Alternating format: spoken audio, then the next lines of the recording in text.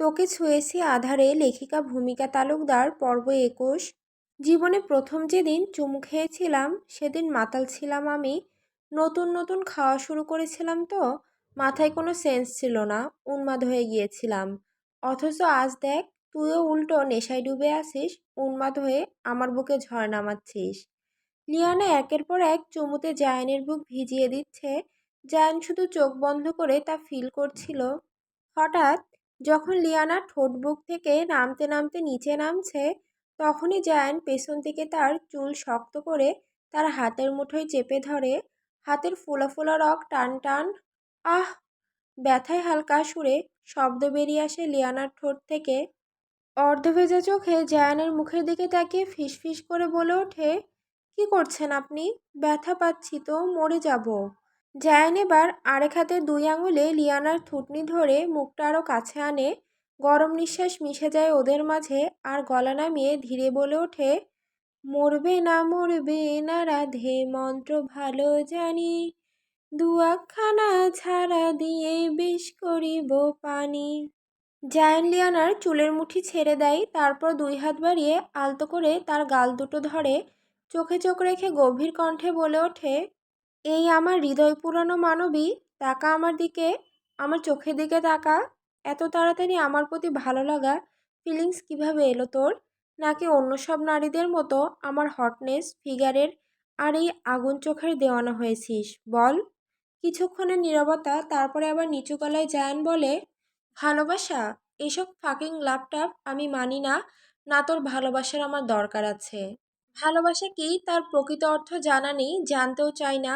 আমি শুধু একটা জিনিস জানি, I am just addicted on you, only you. ড্রাগের নেশা ঠিক যেমন হয় তার থেকেও ভয়ঙ্কর নেশা তুই আমার। এই নেশায় আমার পাগল বানিয়েছে প্রতিটা মুহূর্তে।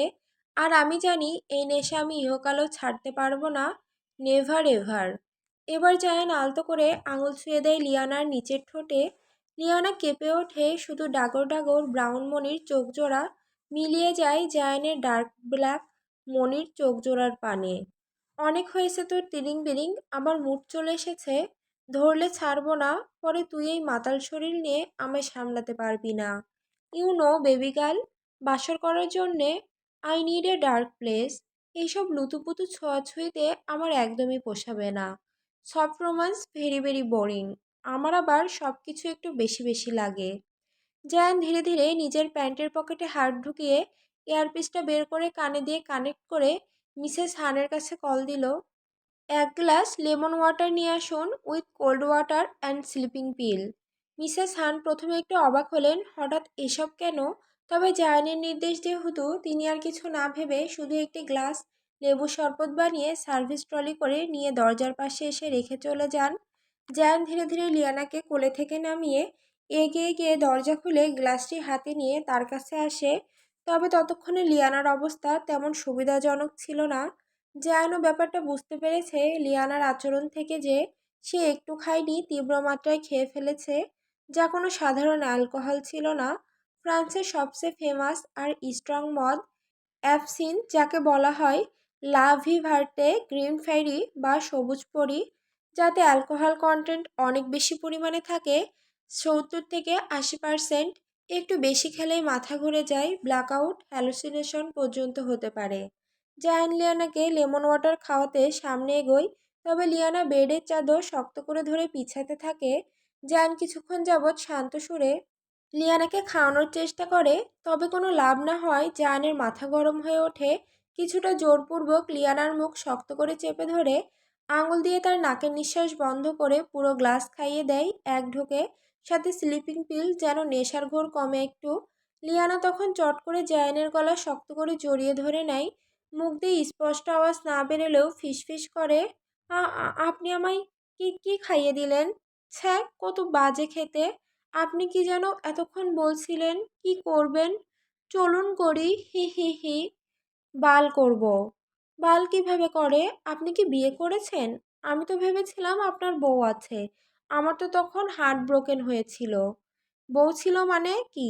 আমার তো বউ আছেই, কিন্তু আমি এখনো একদম পিওর ভার্জিন, চাইলে চেক করে দেখতে পারিস, নো প্রবলেম। বউ থাকলে ভার্জিন কিভাবে? আপনার বউ কি সুন্দর না নাকি? হ্যাঁ, সুন্দর বটে, তবে আস্ত একটা মাথা মোটা, তবে অনেক সফট। কই দেখি তো। ঠিক তখনই জায় নিজের পকেট থেকে ফোন বের করে আনলো। স্ক্রিনে এক ঝলক আলো জ্বলে উঠলো, আঙুলে আলতো ছোঁয়ায় লক খুলে গেল। তারপর সে ফোনটা লিয়ানার মুখের সামনে ধরে দিল। স্ক্রিনের ওয়ালপেপারে ছিল একটা ছবি। গোলাপি রঙের থ্রি পিস পরা এক মেয়ে গালে হাত ঠেকিয়ে বসে আছে। আর সেই মেয়েটি আর কেউ নয়, লিয়ানাই। সুন্দর না একটু নিউ, আমার থেকে বেশি সুন্দর বলুন, মিলিয়ে দেখেন তো। কথাটা বলেই লিয়ানা নিজের চোখজোড়া বন্ধ করে জায়ানের মুখের আরো কাছে নিয়ে আসে। জায়ান কিছুক্ষণ লিয়ানার দিকেই তাকিয়ে থাকে, ওপর থেকে নিচ পর্যন্ত চোখ বুলিয়ে দেখে নেয়, তারপর ঠোঁট কামড়িয়ে বলে, ওহো, looking so hot, so yummy. তারপরই লিয়ানার কাঁধ জোড়া শক্ত করে চেপে ধরে তাকে ঘুরিয়ে বিছানায় শুয়ে পড়ে। লিয়ানার ঠাস করে জায়ানের বুকে এসে পড়ে। জায়ানের শক্ত বাহুর থেকে ছাড়া পেতে কিছুক্ষণ ছটফট করতে থাকে। লিয়ানা জায়ানের ছাড়ার কোনো নামগন্ধ নেই, তবে স্লিপিং পিলের কারণে লিয়ানা জায়ানের বুকের উপরই ঘুমিয়ে পড়ে। রাতের শেষ প্রহর, গভীর অন্ধকারে চারপাশ সম্পূর্ণ নিস্তব্ধ, শুধু নিঃশ্বাসের ভারী আওয়াজ। পুরনো গাড়ির গ্যারেজ, সম্ভবত বন্ধ পড়ে থাকা হবে। পিলারের পাশে ঝুলে থাকা পাইপ দিয়ে টপ টপ জল গড়িয়ে পড়ার শব্দ শোনা যায়। দরজার পাশে এক ছায়ামূর্তি দৃশ্যমান হয়। লম্বা দেহ, ডেনিম জ্যাকেট পরা, মুখে কালো মাস্ক লাগানো, যার এক হাতে ধারালো ছুরি। ছুরির গা চাঁদের আলোয় চকচক করছে, যার উপরোক্ত রক্ত জমাট বেঁধে আছে, পুরনো রক্ত হবে। আরেক হাত একটা আধমরা লোকের চুলের মুঠি ধরে আছে, টেনে হিঁচড়ে ভেতরে ঢুকাচ্ছে। লোকটা অর্ধনগ্ন অবস্থায়, মুখ থেকে ফিস ফিস গোঙানির শব্দ বের হচ্ছে অনবরত। পুরো শরীরে গভীর ক্ষতচিহ্ন, চাবুকের আঘাত হবে। লোকটার পুরো শরীর কাঁপছে, রক্ত মিশ্রিত লালা মুখ বেয়ে গড়িয়ে পড়তে থাকে। এভাবে টেনে হিঁচড়ে আনার কারণে ক্ষতচিহ্নগুলো আরো তীব্র হয়ে উঠছে। কালো মাস্কম্যান এবার লোকটাকে চেয়ারে বসিয়ে তার চুলের মুঠি শক্ত করে ধরে চিৎকার করে ওঠে, জানোয়ারের বাচ্চা, এই দুনিয়াতে থাকার কোনো অধিকার নেই তোর। চিৎকারে পুরো গ্যারেজের দেওয়ালে প্রতিধ্বনি হলো। পর মুহূর্তেই সেই লোকটার গলার মাঝ বরাবর ছুরি ঢুকিয়ে দেয়। ছুরির আঘাতেই লোকটার তাজা রক্ত ছিটকে এসে মার্কসম্যানের মুখে পড়ে। তবে রক্তের ছোঁয়া পেতেই সে তীব্র হাসিতে ফেটে পড়ে। তারপরই ছুরিটা টেনে খুলে আবার বসিয়ে দেয় লোকটার বুকের মাঝ বরাবর। এমন করে করে যেন খুব আনন্দ পাচ্ছিল সে। সাইকোগিরির মাত্রা এবার আরও বেড়ে গেল। এবার সে পকেট থেকে একটা ধারালো চাকু বের করে লোকটার হাত টেনে এনে আঙুলগুলো কাটতে শুরু করে। এই হাত দিয়েই নোংরা কাজগুলো করতি, তাই না? এবার মার্কসম্যান নিজের গলায় লেগে থাকা রক্ত হাত দিয়ে মুছে সজোরে লোকটাকে লাথি মেরে ফেলে দেয় জোরে। লোকটা ততক্ষণে ছটফট করতে করতে মারা গিয়েছে। কিন্তু ব্ল্যাক মার্কসম্যান তখনও শান্তি পেল না। তার মধ্যে সাইকো সত্তা আরও তীব্র হলো যে এবার লোকটার কাছে গিয়ে এক পা হাঁটু গেড়ে বসে ঘাটে এপাশ ওপাশ করলো। হাতের চাকুটা দিয়ে লোকটার বুক বরাবর দাগ কাটে। ধারালো চাকুর আঘাতে চামড়া কেটে দুভাগ হয়ে যায়। তারপর লোকটার হৃৎপিণ্ড টেনে ছিঁড়ে বের করে হাতে নিয়ে নেয়। এবারও থামল না, লোকটার মৃতদেহটা নগ্ন করে যৌনাঙ্গটাই কেটে দিল। তারপর একটা লাইটার বের করে পাশে পড়ে থাকা লোহার শিক গরম করে লোকটার কপালে বড় বড় করে লিখে দিল, রেপিস্ট। ফ্রান্সের সকাল। জানালার বাইরে সূর্যের সোনালি আলো ভেসে আসতে সাদা পর্দার ফাঁক দিয়ে হাওয়ার দোলায় আলোর রেখাগুলো শ্যাডো এম্পায়ারের ভেতর ঢুকে পড়েছে। ডাইনিং স্পেসে হালকা কফির ঘ্রাণ ছড়িয়ে আছে। জায়ান সোফায় হেলান দিয়ে বসে হাতে ধরা কফির কাপ আর সামনে রাখা ল্যাপটপে মনোযোগ দিয়ে কিছু একটা দেখছে। চোখ দুটি একেবারে স্থির, ঠোঁট শক্ত করে চেপে ধরা। হঠাৎ করেই তার দৃষ্টি বদলে যায়। চোখ দুটি অস্বাভাবিকভাবে কঠিন হয়ে ওঠে, চোয়াল শক্ত। পরের মুহূর্তেই সে ঝটকা দিয়ে ল্যাপটপ বন্ধ করে দেয়, উঠে দাঁড়িয়ে পড়ে। এক সেকেন্ডের নীরবতা, আর সেই নীরবতা ভেঙে বজ্রপাতের মতো গর্জন, এলেনা কোথায়? আমি বলছি, এলেনা কোথায়? আগুন ঝরানো চোখে চারপাশ তীক্ষ্ণ দৃষ্টিতে খুঁজছে। তার কণ্ঠের প্রতিধ্বনি প্যালেস কাঁপিয়ে দিচ্ছে। অ্যালেক্স ভয় পেয়ে বুক চেপে পিছিয়ে গেল। কণ্ঠটা যেন গলা দিয়ে বেরোচ্ছে না। কাপা কণ্ঠে হঠাৎ বলে উঠল, হোয়াট হ্যাপেন্ড ব্রো? ভয় পেয়ে গেলাম তো। জায়ান এক পা সামনে এগিয়ে এলো। বুকের ভেতর থেকে আগুন ছুটছে যেন। আবার গর্জে উঠল, I said, where is Elena? Alex নিজের বুকের ওপর হালকা থুতু মেরে মাথা নাড়তে লাগলো। চোখ বড় বড় করে তাকিয়ে আছে জায়ানের দিকে। জানালার বাইরে আলো থাকলেও ঘরের ভেতর যেন হঠাৎ এক অন্ধকার ঝড় নেমে এসেছে।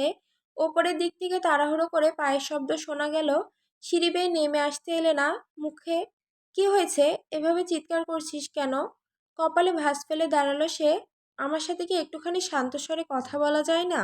এলেনাকে দেখেই জায়ানের চোখে আগুন জ্বলে উঠল। তার হাতে ধরা কফির কাপটা ছুঁড়ে মারল এলেনার দিকে। মুহূর্তেই কাপটা গিয়ে আছড়ে পড়ল এলেনার কপালে। তীক্ষ্ণ ভাঙা কাচে যেন দগদগে দাগ কেটে দিল। আহ!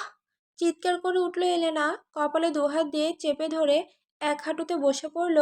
জায়ান তখন দাঁত খিঁচে গোঙাচ্ছে, বুক ধড়ফড় করছে, বড় বড় পা ফেলে এগোচ্ছে তার দিকে। ঠিক তখনই পেছন থেকে জায়ানকে ধরে ফেলে অ্যালেক্স। শক্ত করে ধরে ফেলল। শান্ত হ জায়ান, কি হয়েছে বলবি তো? এই রাগ, এই ক্ষোভ কিসের জন্য? জায়ান ঝাঁকাতে লাগলো শরীর, কিন্তু অ্যালেক্স আঁকড়ে ধরে রেখেছে। তবু চোখ দুটো আগুনের মতো জ্বলছে, মুখ থেকে গর্জন ভেসে আসছে। ছাড় আমাকে, না হলে এই শেমলেস ওম্যানের সাথে তোর কবরও খুঁড়ে ফেলবো আমি। ছাড় আমায়। চোখে শিরা ফেটে বেরোনো রক্তিম দৃষ্টি। কত বড় সাহস তোর, আমার বউকে মদ খাইয়ে দিস? কি ভাবলি আমি বুঝবো না? কি ভেবেছিলি?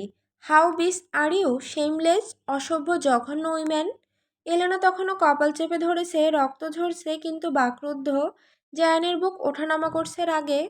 আমি আগেই বুঝেছিলাম আমার বউ এসব নিজের ইচ্ছায় কোনোদিনও খাবে না। তুই ওকে জোর করে খাইয়েছিস। আমি জানি না কিছু। তুই আমার বউয়ের পা ধরে ক্ষমা চাইবি। পায়ে ধরতে বলেছি মানে পা ধরবি। ইয়েস, পা ধরে বলবি, ভাবি আই অ্যাম সরি।